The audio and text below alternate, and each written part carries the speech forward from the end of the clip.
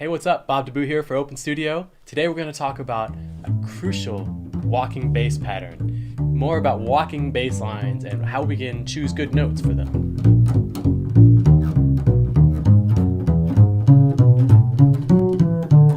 So oftentimes when I'm talking with bass players about constructing bass lines, the concept comes up that you don't want to repeat your lines. You don't want to be overly repetitive. You want to be fresh. You don't want to sound stale and stagnant, right? And while this is true, that you probably want to get beyond playing something like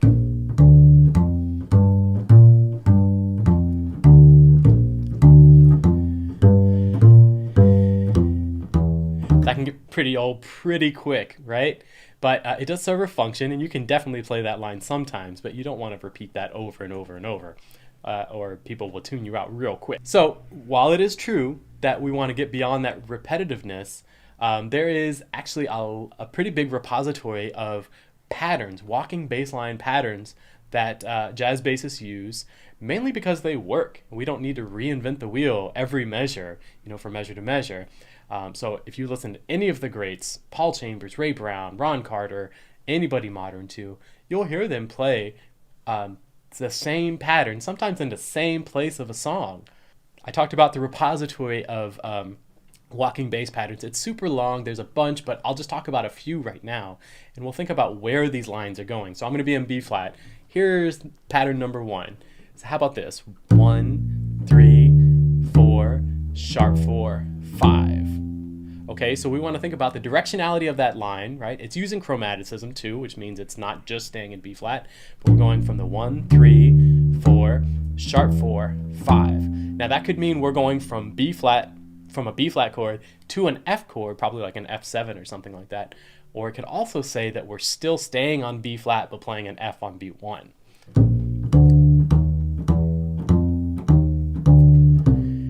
That doesn't necessarily imply that I'm playing B flat to F7 to B flat. It could stay on the 1 chord too. So that's pattern number 1. 1, 3, 4, sharp 4, 5. Here's the next pattern. You could play 1, 2, sharp 2, 3, and going to the 4. Now that is implying that you're going to the 4 chord, right?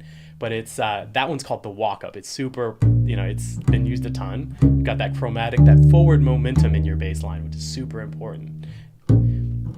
Sharp 2, dun, dun, right? Cool. Another way that you could go from that 1 chord to the 4 chord is to do something like this. Play 1, sharp 1, 2, 3, and then 4.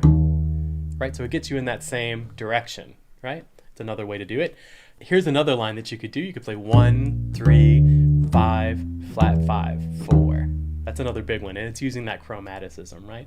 There's just a bunch of ways that you could do this, and all these patterns that we just talked about could be used over a major triad, major 6th, major 7th chord, dominant 7th. We're just talking about major stuff today. But really, the crucial walking bass pattern I want to talk about today goes like this. It's 1, 3, 6, 5. It is all over the place when you transcribe bass lines. It just comes up so much, and I wanted to dive into it, talk about what it is, how it's built, how we can use it, how we can practice it and get it into our walking bass lines. Okay, so you obviously want to be aware of where you're going in your walking lines and have that forward momentum. We talked a little bit about that, how this is going not necessarily to the 5 chord, or this is going to the 4 chord, and we want to be aware of that. But chromaticism often helps propel how you're moving from 1 chord to the next. And so if we're playing this 1, 3, 6, 5, that could be implying that we're staying on the 1 chord. But if we use the chromaticism, we could go like this: 1, 3, 6, flat 6, 5. That's an idea, right? Or maybe something like this: 1, 3, 6, 5, 4. Right? So it's versatile. We can stay on the 1 chord, or we can go to the 4 chord thinking about this pattern. 1, 3, 6, 5. Okay, so let's play this pattern, 1, 3, 6, 5, around the cycle of fourths real quick, with the same shape in every key. We'll do it, we'll start in C. How about that? So we'll start on C, E, A, G. Now how about F? So start on low F. That was F, A, D, C. How about in B flat? How about an E flat? So we're playing E flat, G, C, B flat. How about an A flat? A flat, F, C, F, E flat, D flat, F, B flat, A flat. How about in G flat? So G flat, B flat, E flat, D flat. In B, B, D sharp, G sharp, F sharp.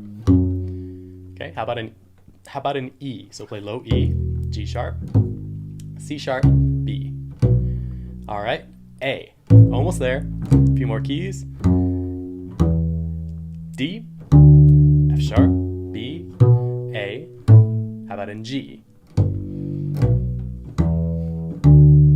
Okay, so if we put that through without stopping, it might sound something like this.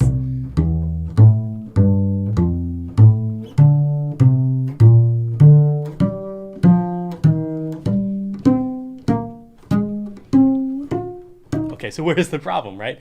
So we can quickly run out of fingerboard if we just try to keep that same shape. You could, of course, do what we did earlier and play the roots lower every time. But if you kept putting that cycle or that pattern through the cycle of fourths, you'd very quickly run out of instrument. Here is the pattern in B flat again, but let's talk about changing up the register of some of these notes. Okay, so here is the initial pattern, B flat, D, G, F. Cool. Okay, so take that first note now, bump it up an octave, but keep all the other notes the same. So what happens? You have a different shape, but still the same bass pattern. Right? So you end up with this shape, where you're descending down into that third. Let's think about other ways that we can do that. So how about 1, 3, but now instead of going up the G, let's go down an octave and play the G down here. So it's still 1, 3, 6, 5, but it's got a different vibe to it.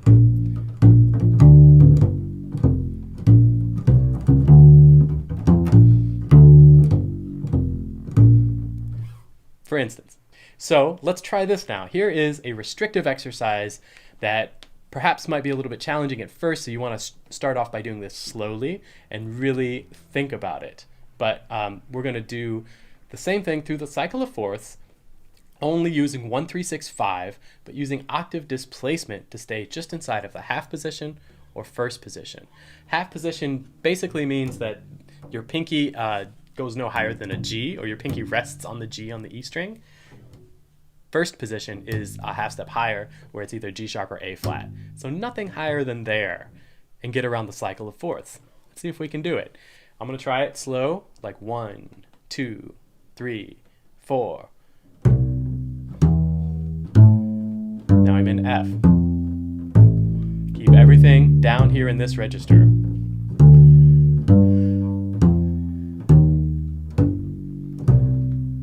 A flat, D flat, G flat, or F sharp, depending on what kind of day it is, right? E.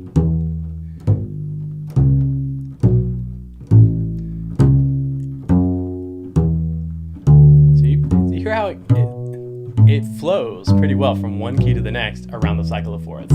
So in C again, but now I'm going to try to not play the same way that I did it that first go around. Now you might repeat yourself sometimes, but try not to. So I'm going to go up. I'm going to go up again. D flat.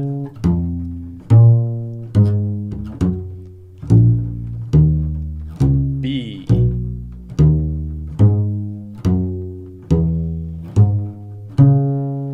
So I'm trying not to repeat myself. It's tricky.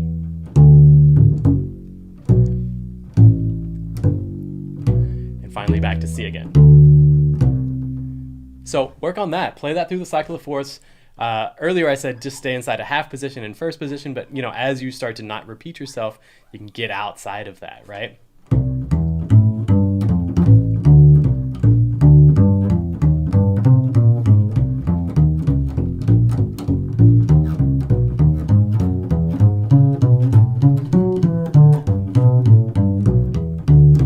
Something like that. So one last way that we can work on this crucial 1-3-6-5 bass pattern is to play it over a blues form.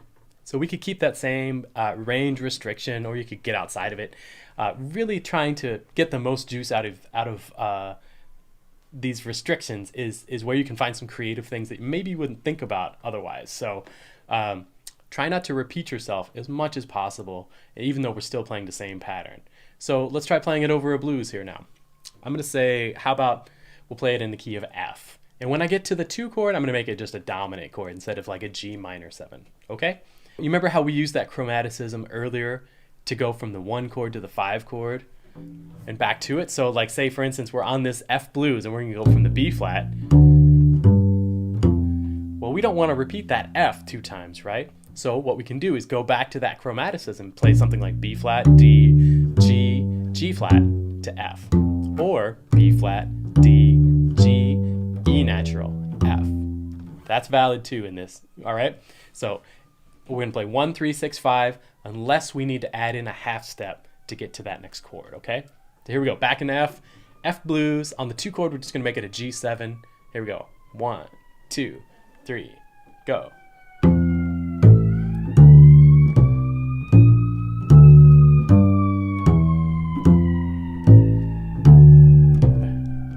Hope everybody's okay. 3, 6, 5. Now don't play that same pattern. Now you need to do a half step there. Ah. Now D.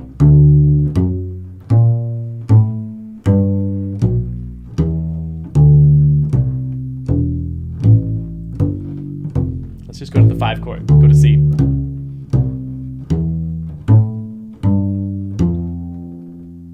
Cool. All right, so that's it. That's the big idea for today. 1-3-6-5. You'll find it all over the place when you transcribe.